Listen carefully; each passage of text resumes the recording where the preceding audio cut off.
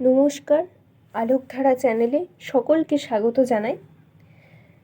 আজকের কবিতা গাছের অসুখ, কবি সিরাজুল ইসলাম। সবুজ পাতা, মুখটা কেন কালো? সবুজ গায়ে ময়লা ধুলো, লাগছে না ভাই ভালো। 10টা বাজে যখন আমি স্কুলেতে যাই, তোমার এমন মন মরা ভাব দেখতে রোজই পাই। সবুজ পাতা বললে, শোনো, খারাপ কেন মন? গাড়ির ধোঁয়ায় জমছে গায়ে দূষিত কার্বন। সবুজ পাতার রান্নাঘরে ঢুকছে না রোদ, তাই রান্না যদি না হয় গাছের, বাঁচব কিসে ভাই?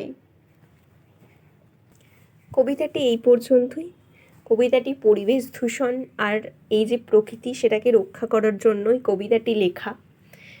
তো কবি এখানে এটাই বলতে চেয়েছেন, আমরা সকলে যেন এই পরিবেশকে আরও ভালোভাবে রক্ষা করতে পারি, সেটা আমাদেরই দায়িত্ব।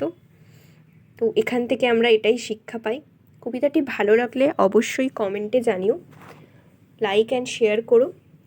এরকম নতুন নতুন গল্প কবিতা শুনতে হলে চ্যানেলটাকে সাবস্ক্রাইব করে পাশে থেকো আর আমাকে উৎসাহিত করো।